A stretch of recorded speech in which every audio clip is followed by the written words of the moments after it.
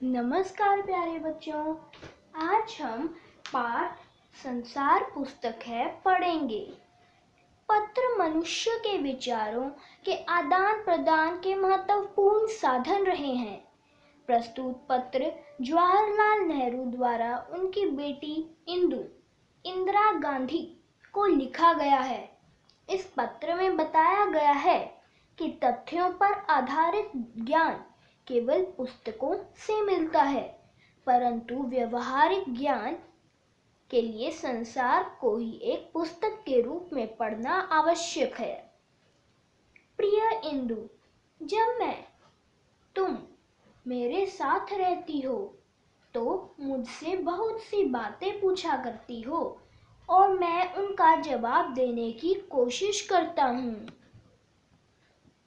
लेकिन अब जब तुम मसूरी में हो और मैं इलाहाबाद में, हम दोनों उस तरह बातचीत नहीं कर सकते।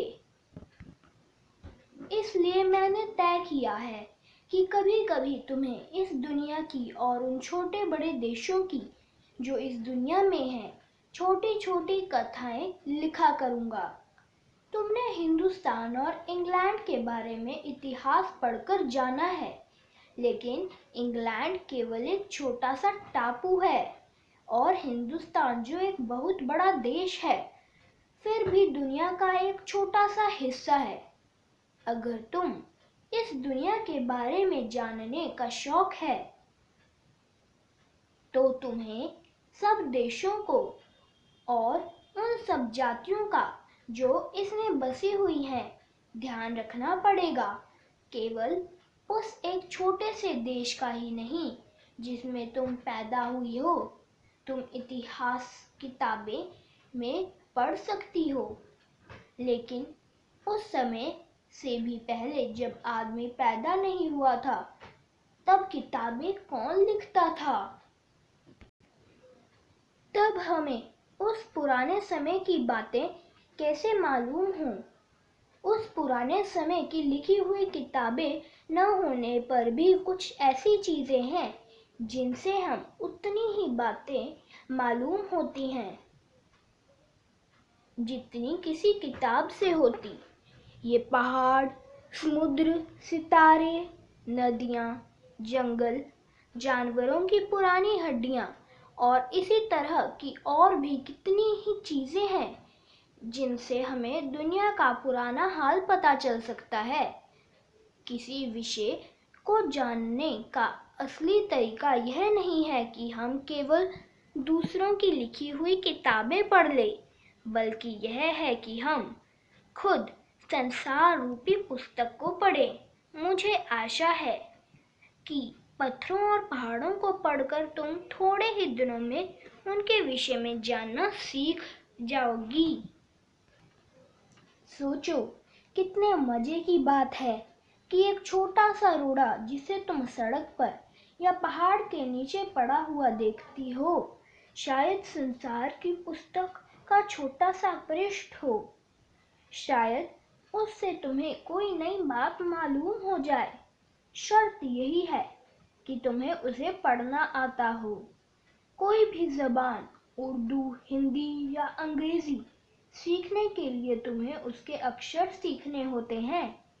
इसी तरह पहले तुम्हें प्रकृति के अक्षर पढ़ने पड़ेंगे, तभी तुम उसकी कहानी उसके पत्थरों और चट्टानों की किताबों से पढ़ सकोगी। शायद अब भी तुम उसे थोड़ा थोड़ा पढ़ना जानती हो। जब तुम कोई छोटा सा गोल चमकीला रोड़ा देखती हो तो क्या वह तुम्हें कुछ नहीं बतलाता?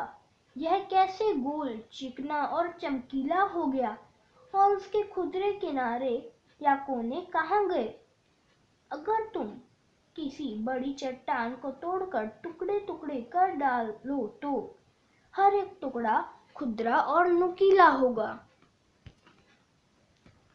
यह गोल चिकने रोड़े की तरह बिल्कुल नहीं होगा। फिर यह रोड़ा कैसे इतना चमकीला, चिकना और गोल हो गया? अगर तुम्हारी आंखें देखे और कान सुने तो तुम रोड़े के मुंह से उसकी कहानी सुन सकती हो। वह तुमसे कहेगा कि एक समय था जब वह भी एक चट्टान का टुकड़ा था। ठीक उसी टुकड़े की तरह उसमें किनारे और कोने थे, जिसे तुम बड़ी चट्टान से तोड़ती हो। शायद वह किसी पहाड़ के दामन में पड़ा रहा। तब पानी आया और उसे भागकर छोटी घाटी तक ले गया। वहां से एक पहाड़ी नाले ने ढकेल कर उसे एक छोटे से दरिया में पहुंचा दिया। इस छोटे से दरिये से वह बड़े दरिये में पहुंचा। इस बीच वह दरिया के पेंदे में लुढ़कता रहा। उसके किनारे घिस गए और वह चिकना और चमकदार हो गया। इस तरह वह कंकड़ बना जो तुम्हारे सामने है। किसी वजह से दरिया उसे छोड़ गया और तुम उसे पा गई।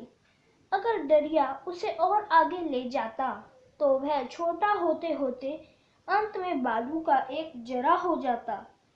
शायद वह समुद्र के किनारे अपने भाइयों से जा मिला, जहां एक सुंदर बालू का किनारा बन जाता, जिसके ऊपर छोटे छोटे बच्चे खेलते और बालू के घरौंदे बनाते। अगर एक छोटा सा रोड़ा तुम्हें इतनी बातें बता सकता है तो जरा सोचो, पहाड़ों और दूसरी चीजों से हम और कितनी बातें मालूम कर सकते हैं। तुम्हारा पिता, जवाहरलाल नेहरू। धन्यवाद दोस्तों।